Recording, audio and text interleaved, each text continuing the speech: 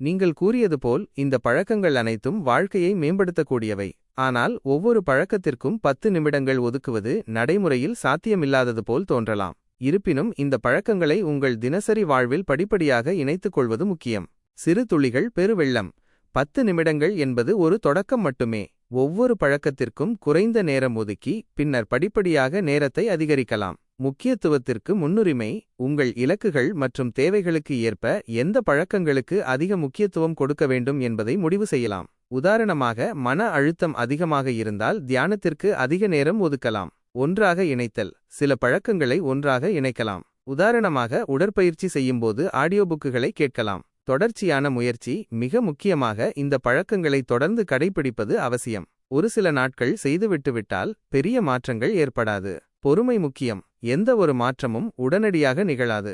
பொறுமையாக நம்பிக்கையுடன் செயல்பட்டால் நிச்சயமாக உங்கள் வாழ்க்கையில் நேர்மறையான மாற்றங்களை காணலாம்.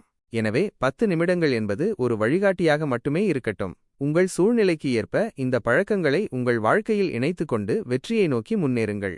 ஒரு புதிய மொழி, ஒரு இசைக்கருவி அல்லது ஒரு புதிய மென்பொருளை கற்றுக்கொள்ள முயற்சி செய்யுங்கள்.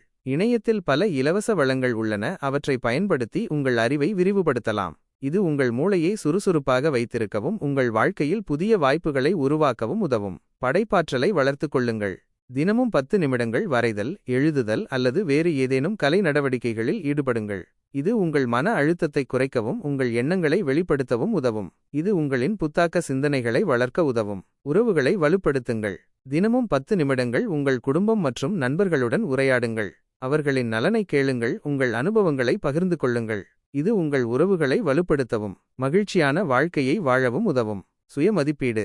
தினமும் 10 நிமிடங்கள் உங்கள் செயல்களை மதிப்பீடு செய்யுங்கள். நீங்கள் செய்த தவறுகளிலிருந்து கற்றுக்கொள்ளுங்கள்.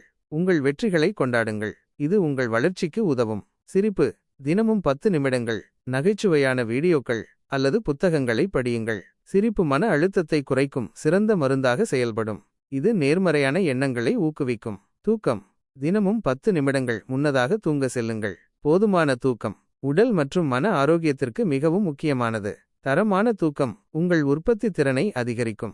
இந்த அனைத்து பழக்கங்களும் உங்கள் வாழ்க்கையில் ஒரு பெரிய மாற்றத்தை ஏற்படுத்தும். இருப்பினும் ஒரே நேரத்தில் அனைத்தையும் செய்ய முயற்சிப்பது கடினமாக இருக்கலாம்.